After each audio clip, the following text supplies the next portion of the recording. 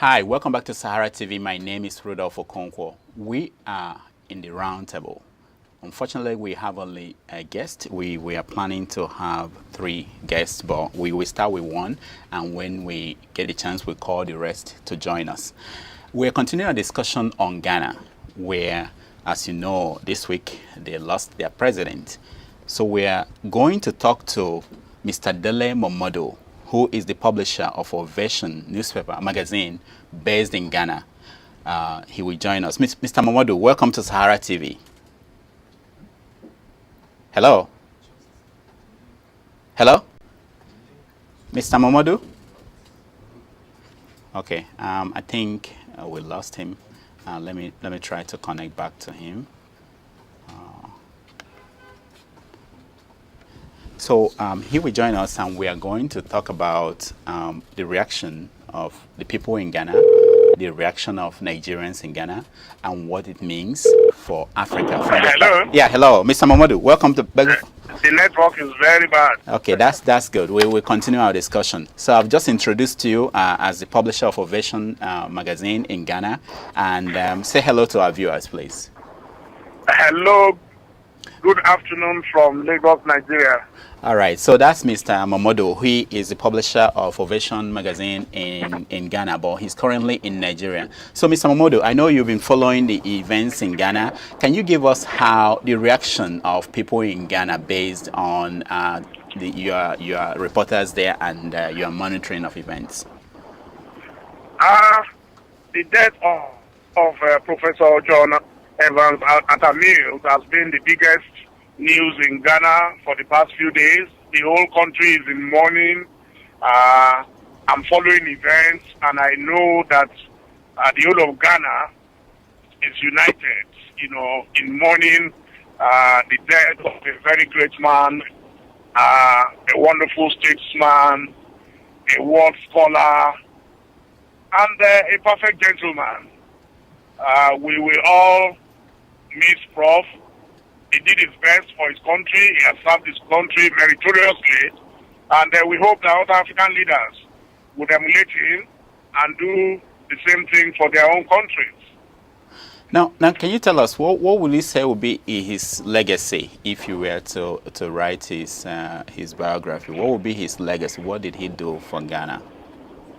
His simplicity.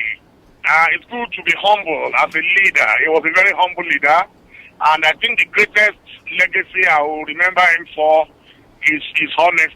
He was a transparently honest man. Everybody agreed on that. Even if you were to accuse some of his party leaders of anything, you would never find anything dirty about Prof. Everybody agreed that, in fact, he was too careful. He was a man who didn't take any foolish risk. He didn't waste the resources of Ghana on frivolities. And that's a worthy legacy, and that is why everybody is mourning him today. Now, observers all agree that the transition was very smooth. What is your view? How did you see the transition from the dead president to the new acting president? I've always said it. Ghana is a very fortunate country. The transition was very smooth. And Ghana was lucky that they had a very good vice president. You see, because if you had a useless vice president, it would probably have been more difficult. And today, Ghana is fortunate to have elected or to have selected or passed on power to a man who is much younger, is very suave, is very enlightened, and I'm talking about Dramani Mahama. He was born in 1958, well-read, an historian, a writer, a communications expert. And I'm also happy that his party, the NDC, has ratified him immediately because people expressed fears that his party may have to go through another round of primaries. But I'm happy that they've saved Ghanaians that ordeal. And everything should run smoothly thereafter. So it should be a straight fight between himself and the great man from MPP, Nana Akufo-Addo. and we're all looking forward to an exciting election in Ghana.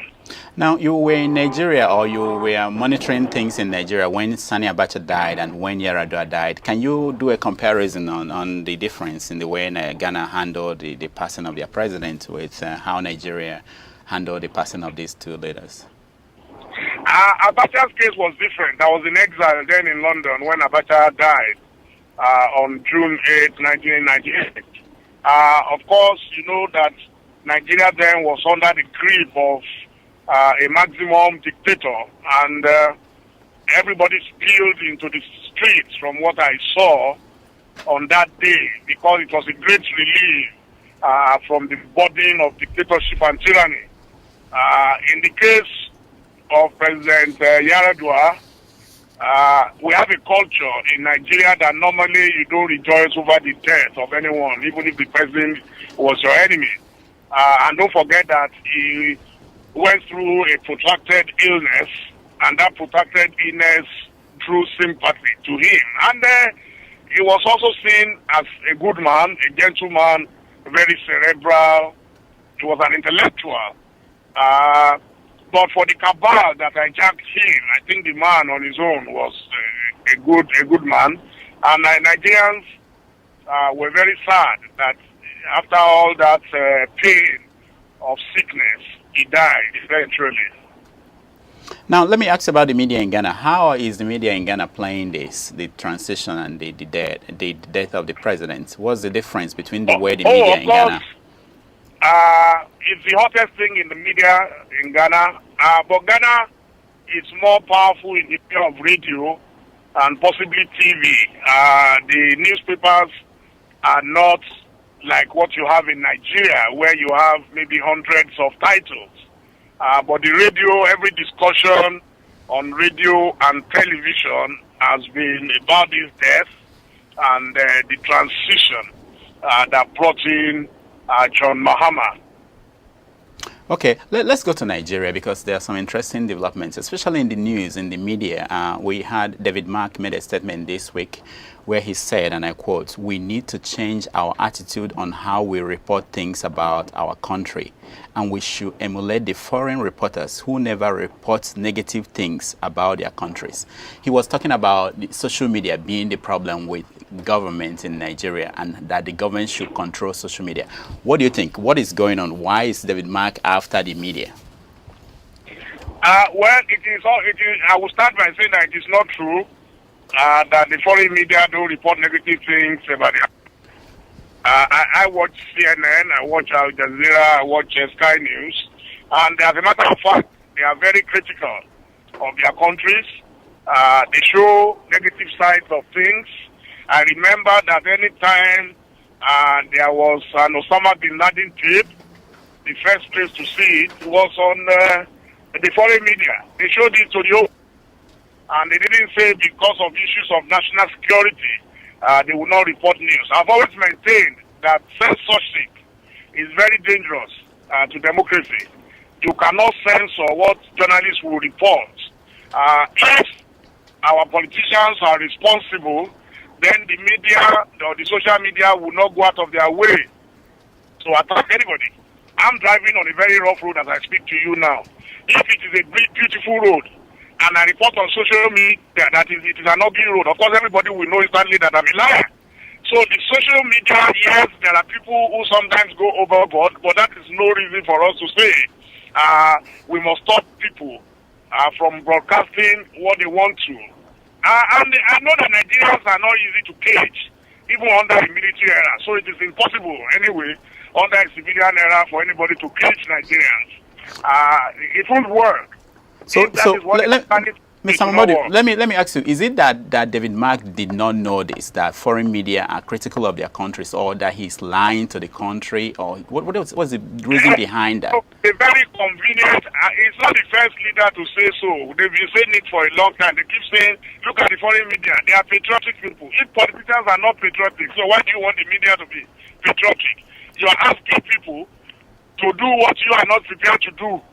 Patriotism is a two-way traffic. if the politicians are patriotic, if they love their country, then our country will not be this shabby. I can tell you. I mean, I was watching the Olympics yesterday. I felt like crying. There is nothing that they did that some brilliant Nigerians cannot do. We have enough brilliant people scattered all over the world, but they will not allow them to perform in their own country. They can't do anything in their own country. So politicians are not going to teach us what to do. Nobody is going to tell me not to tweet. That is the only thing I have today that gives me joy. The freedom to report freely. Now, Momodu, yeah. Sorry, I'm concerned about time, but let me ask you. When you were a reporter one time in Nigeria. I am still a reporter. You're still a reporter. Will you consider, because David Mark said this at a retreat for Senate reporters covering the Senate, will you have gone to a retreat with the people you are covering, a retreat that was paid by the same people you are covering? Would you have gone there as a reporter to be part of it? And why is that kind of culture in Nigeria that is not seen anywhere else in the world? Well, I don't see anything wrong with reporters going to a retreat. It's this what the people camp out all over the place. Even when Obama goes to Camp David, there are reporters camping out everywhere. When he travels everywhere, they travel. No, but this is a retreat. The retreat that is organized by the Senate. The people you are covering, organizing a retreat for you. Are they telling them how to cover them? What is the essence of it? And how do you come out from such a retreat? You see, Nigeria is a very interesting country where strange things do happen. But fortunately, I don't know much about how these correspondents operate, because we don't operate correspondents in government quarters. So I don't know what led to the retreats or whatever. But my own situation is that even if they were there and they were covering it, I thought that even his media secretary or whoever was in charge of his public affairs should have been able to advise him that what he was talking about, number one, was not correct. Foreign journalists do report bad things about their country, and it is also not possible to carry, even in Iran, where they tried to do it, it failed. People were still reporting in Iran during the elections. They didn't want people outside to know what was going on, but through the social media, especially the BlackBerry, some of these news still managed to escape, all over the world. Now, okay, this week, one of the stories I believe that made people in government uncomfortable was a story about first ladies coming to Nigeria and the money that the country is spending to host them. So I want to know what do you know about that story, and why are the people in government afraid? I picked it up on Twitter, and I tweeted about it, that if it was true, because I refuse to believe it, I don't believe that a country that is as broke as Nigeria, with almost 15 generations of unemployed graduates, some of them have become unemployable, would waste funds on hosting first ladies. And even if you want to host first ladies, you can do it quietly, you can do it without wasting public funds, you can hire vehicles that will not cost you more than 10,000, 20,000 naira a day. But if you are buying brand new vehicles at a figure that I read of 13.5 million and you are buying 200, how many countries do you have in Africa?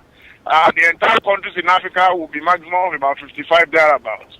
And then you are going to buy 200 vehicles. Means you are buying an average of nearly 4 vehicles per first lady.